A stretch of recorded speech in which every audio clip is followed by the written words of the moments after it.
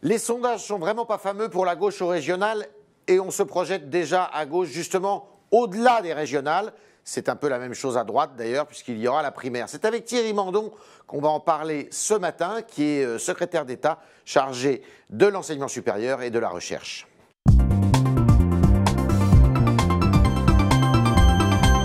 Thierry Mandon, bonjour. Bonjour. Alors vous étiez omniprésent dans les médias il y a encore quelques mois. On vous voit beaucoup moins, vous êtes beaucoup plus rare. Il y a une raison. Nouveau secteur, université, recherche. Vous étiez avant dans la simplification administrative, voilà, il faut le dire. Préparation d'une rentrée qui est compliquée, préparation d'un débat budgétaire qu'il fallait absolument réussir. Donc on a travaillé. Parfois il faut pas être dans la sphère médiatique et visible. Il faut savoir travailler et puis savoir communiquer quand il faut. D'accord. Alors on va dire les mots et les choses telles qu'elles sont. Les sondages annoncent quasi une déroute pour le Parti socialiste en Nord-Pas-de-Calais-Picardie. En PACA pour les régionales. Ça vous inquiète? Ah bah oui, oui, ça nous inquiète. Le PS n'est plus audible? Il y a beaucoup de choses. D'abord, les résultats ne sont pas là. Ou plus exactement, on a eu enfin un premier mois correct pour le chômage, baisse de 20 000. Enfin, on ne peut pas fonder une politique avec si peu de résultats. Il faut qu'on ait 3 mois, 4 mois, 5 mois. Donc ça, c'est le premier élément. C'est ce qui fait qu'on n'est pas... Absence de résultats. Absence de résultats.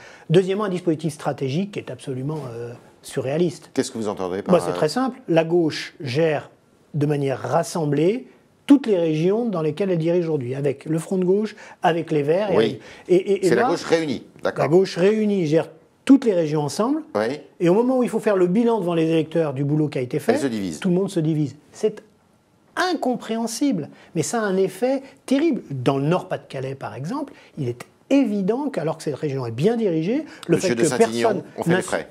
Mais évidemment, voilà. Deuxième élément. Puis troisième élément, peut-être qu'on a un sujet de formulation du sens de notre politique qui reste à améliorer, pour dire les choses pudiquement. Alors là, je parlais de 2 régions, parce que ce sont 2 régions que les sondages montrent très menacées pour vous. Est-ce que le problème, il est national ou local, en l'occurrence? Il est à géométrie variable. Hier, j'étais en région Aquitaine, qui va être avec le Poitou-Charentes. Le Grand Sud-Ouest, on va dire. Grand Sud-Ouest. Là, on donne le président sortant, M. Rousset, à plus de 40% au premier tour. Donc là, c'est un plébiscite. Et donc, on voit bien que des élus qui incarnent un territoire, qui ont des politiques lisibles, qui ont fait des efforts de rassemblement, qui sont identifiés, eux, vont pas être touchés par cette difficulté. Donc, vous voulez dire que M. Saint-Ignon ne représente pas, n'incarne pas cela? Il y a la division. Il n'est pas président sortant, enfin, il y a plein d'éléments qui sont un peu différents. Et puis il y a un Front National très fort. À part de régions que vous citiez, là, le Grand Ouest, le Grand Sud-Ouest et puis Midi-Pyrénées, Languedoc-Roussillon, vous êtes quand même très souvent, la Bretagne, vous êtes très souvent en 3e position quand même. Hein. Oui, ça c'est l'enjeu du scrutin, du premier tour du scrutin, on verra. Mais enfin, ça présage rien de bon pour après, rien de bon. Et après, c'est évidemment l'élection présidentielle qui se profile. Est-ce que vous devez envisager, parce qu'il va y avoir une primaire à droite qui va capter énormément la lumière, inutile de faire un dessin, est-ce que vous n'avez pas intérêt à organiser une primaire vous aussi? C'est un peu tôt.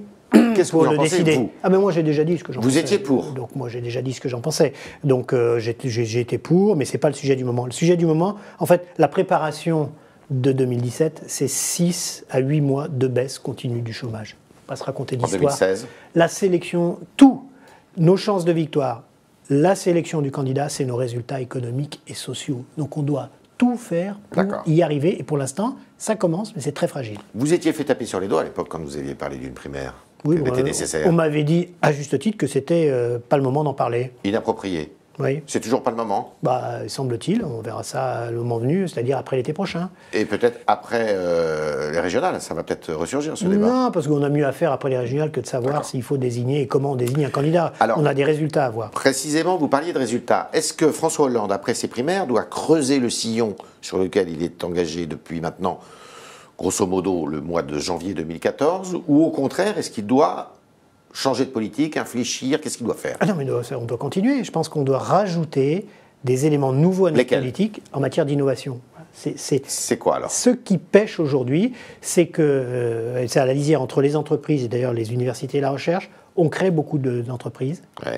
Soit elles sont prometteuses et on se les fait piquer, Ouais. Vous voulez dire on se les fait piquer par l'étranger? Achetés par les fonds de capitaux risques américains, par des fonds étrangers. Soit elles meurent, elles ne sont pas bonnes. C'est une réalité, ça. On se fait piller. Ah mais moi je vais vous dire, c'est pire que ça. Je pense qu'on est en train de devenir l'incubateur mondial. Je pense qu'on est identifié au niveau mondial comme des gens qui ont qualité, des technologies très fortes, des capacités de créer des entreprises très prometteuses, mais comme on ne les accompagne pas suffisamment, on n'a pas les outils suffisants, malgré la BPI qui fait un super boulot, pour aider les boîtes à grossir. Dès qu'elles sont prometteuses, on se les fait voler. Vous avez réussi à chiffrer ça, ce que vous dites là, c'est très important. Dans quelques jours, je donne une mission à quelqu'un du MIT pour travailler spécifiquement cette question. MIT, il faut spécifier ce que c'est. Massachusetts Institute of Technology, qui est la référence. Donc un Américain. Au niveau, un Américain, qui est une franco-américaine. Qui connaît au niveau mondial, qui connaît ça par cœur, qui connaît très bien la France, qui connaît très bien le système universitaire français. Il va évaluer ça. Qui va évaluer ça. Comment on fait pour que les compétences considérables que nous disposons aujourd'hui. Très bonne école d'ingénieurs. Exactement. Comment on fait pour faire deux choses? Premièrement, aider nos entreprises à grossir. Et deuxième élément,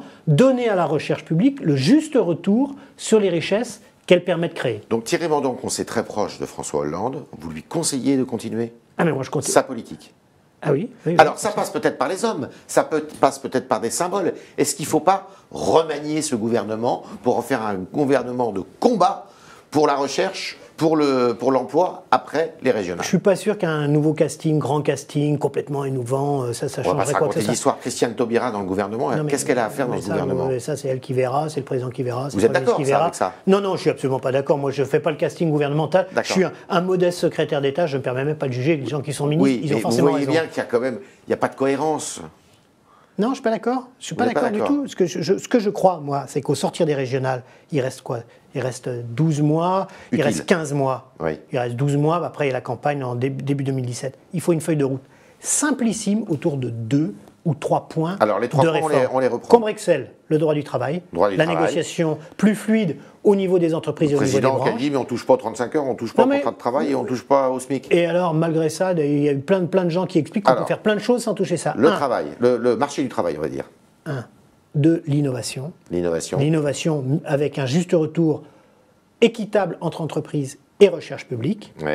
Et puis troisièmement, sur la protection sociale, le travail qu'est en train de faire Marisol Touraine, sur tiers payant pour tous et en même temps simplification des accès aux droits sociaux des Français. Tiers payant pour tous, c'est plutôt de la dépense publique, ça? Non, supplémentaire. C'est de la papasserie en moins. Excusez-moi, ça va quand même être beaucoup plus simple que d'aller dans des guichets sans arrêt pour avoir des droits. Est-ce que les frondeurs ont encore une voix? On les entend? Est-ce qu'ils sont encore menaçants pour vous? Menaçant. À l'intérieur du Parti Socialiste, j'entends. Menaçant. D'après ce qu'on peut voir là, on verra au moment du vote du budget, ils ont un peu perdu de leur superbe. En même temps, il faut toujours entendre ce qui se dit, y compris quand ça vient de nos propres rangs. C'est parfois excessif, c'est parfois inutilement agressif, mais voilà, il y a une expression d'une diversité de la palette de la gauche qu'il faut toujours entendre. Alors la gauche a implosé. Est-ce que le Parti Socialiste pourrait imploser après les régionales? Non, je ne crois absolument pas. Je pense que les régionales, qui ne seront d'ailleurs pas catastrophiques parce qu'on gardera des grandes régions. Vous avez parlé du Grand Sud-Ouest. Des très grandes régions. Je rappelle que quand Nicolas Sarkozy a fait les dernières régionales, il a tout perdu. Il n'y a pas eu une région qui a résisté. Nous en garderons plusieurs. Donc nous ferons des meilleures régionales que Nicolas Sarkozy les avait fait quand il était président de la République. Et même des bien meilleures régionales. Donc il n'y a aucune raison qu'on explose, mais il faut une feuille de route très lisible. C'était le talk de Thierry Mandon qui nous a dit que ces régionales, il était inquiet, même si le Parti Socialiste allait garder quelques grandes régions, à l'image du Sud-Ouest peut-être, et qu'il fallait une feuille de route très précise autour de 3 points qui sont le travail, la recherche et le développement, et puis la protection sociale à partir du mois de janvier, après les régionales, que ça ne passe pas nécessairement par un grand remaniement ministériel, mais par une feuille de route très claire d'ici à la présidentielle. Merci Thierry Mandon.